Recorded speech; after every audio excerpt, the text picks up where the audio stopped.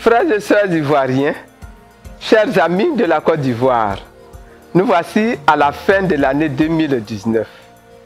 Cette année 2019 qui elle-même annonce l'année 2020, première année d'une décennie nouvelle.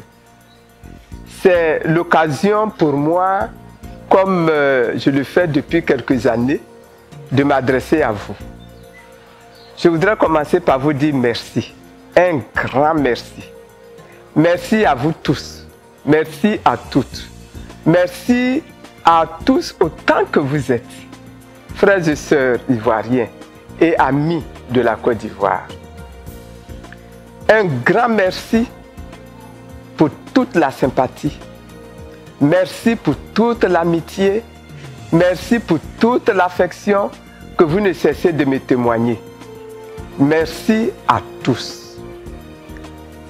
Je ressens cet élan-là de bonne disposition à mon égard comme la manifestation de la grâce imméritée même de Dieu.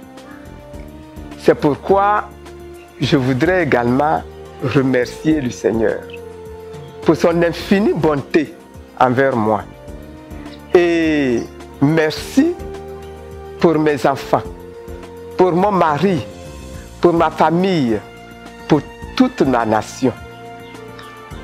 Merci pour l'attachement fidèle et les prières formidables que vous élevez sans arrêt pour la délivrance totale du président Laurent Gbagbo. Cela s'est manifesté particulièrement dans les tournées de remerciements que j'ai eu à effectuer toute cette année 2019 dans plusieurs grandes régions de notre pays. Mes chers compatriotes, avec 2019, la décennie qui s'achève nous a fait connaître beaucoup de souffrances.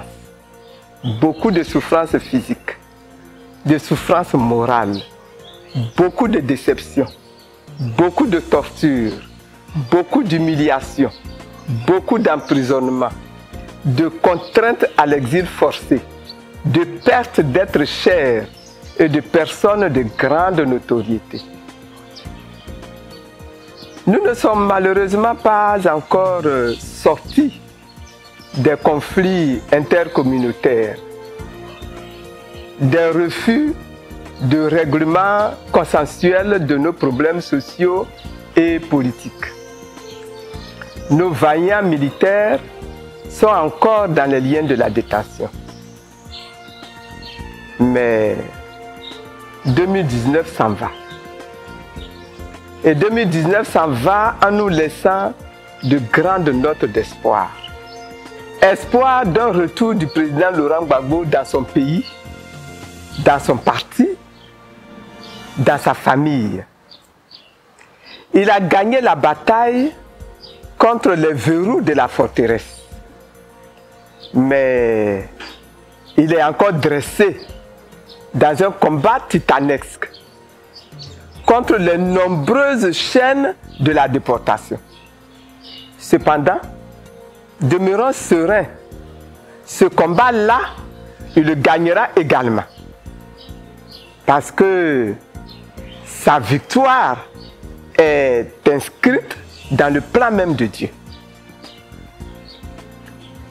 Espoir d'un renouvellement consensuel de l'environnement électoral pour que nos élections à venir soient des élections justes, démocratiques et transparentes. Espoir de la restauration de notre pays, devenant enfin la nouvelle Côte d'Ivoire, une nation expurgée de toutes ces souffrances et des injustices criardes, une nation apaisée, une nation réconciliée. Par conséquent, rien n'est encore perdu. Il n'y a aucune raison de se décourager, d'abandonner, de relâcher. Tout est encore possible. Ce qu'il faut, c'est se disposer au pardon.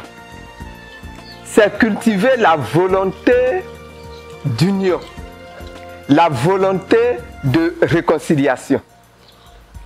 Ce qu'il faut, c'est s'élever, c'est élever la nation ivoirienne au-dessus de toutes nos divergences, de toutes nos considérations personnelles et même nos considérations partisanes.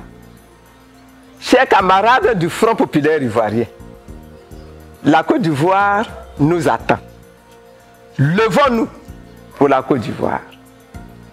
Chers frères, chères sœurs, chers parents de la Côte d'Ivoire nous attend.